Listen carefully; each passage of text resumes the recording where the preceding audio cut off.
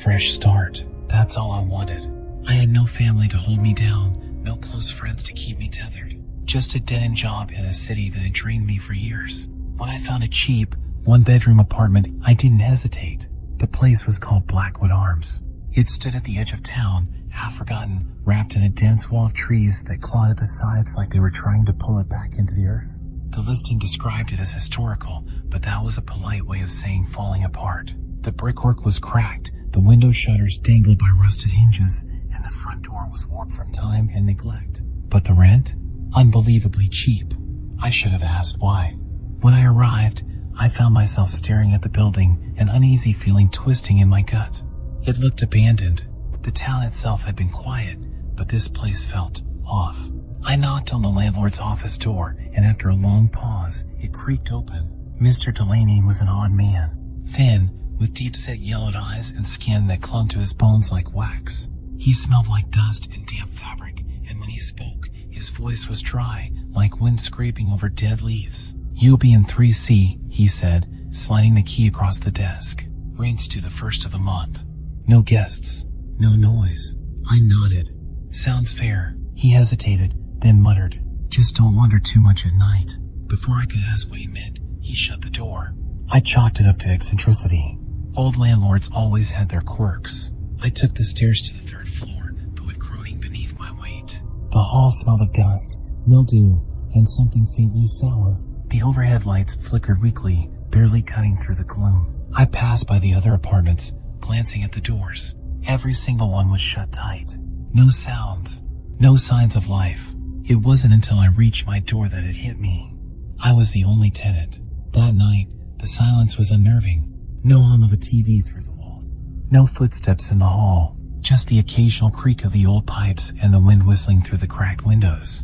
I was used to city noise, car horns, sirens, people shouting at all hours. But here, it was like the building had been vacant for decades. Then, at exactly 2:13 a.m., I woke up. Tap, tap, tap. The sound was coming from above me. I frowned, pushing the blankets off. The top floor was condemned. Mr. Delaney had mentioned it during my lease signing. So who the hell was walking around up there? I stared at the ceiling, my breath held. Then the tapping moved. It started shifting across the floorboards above, like someone was pacing back and forth. Then it stopped, directly over my bed.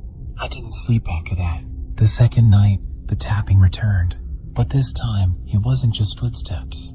It was scraping, like nails dragging across wood. I tried to ignore it, forcing myself to keep my eyes shut, but then, the whispering started.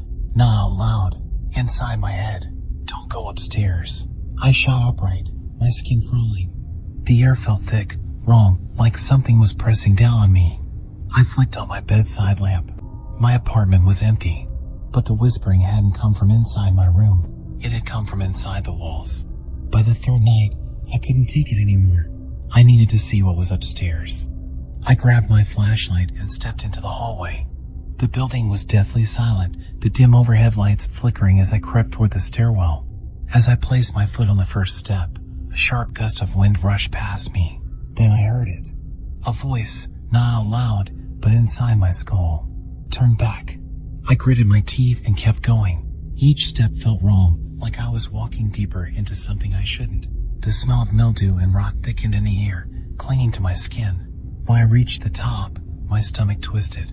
The hallway was warped. The walls seemed too narrow, bending inward like they were breathing. The ceiling hung unnaturally low, and the doors, each one marked with deep scratch marks, were jammed closer together, like the entire space had been shrinking. Then I saw 4B. The door was open, and something inside was breathing. I stepped forward. The room was a wreck, furniture overturned, wallpaper peeling in long, curling strips. But in the center of the floor, a hole. Not just a hole in the wood. A black, gaping pit that pulsed like a wound. The edges were raw and fleshy, and from within, something wet and glistening shifted. I took another step. Then I saw the hands. Long, boneless fingers slithered out, twitching. The voice returned, a deep, guttural whisper that slithered into my brain like oil. "You shouldn't be here." The hands lunged. I turned and bolted. The hallway twisted around me, stretching into an impossible tunnel of shifting wood and pulsating walls.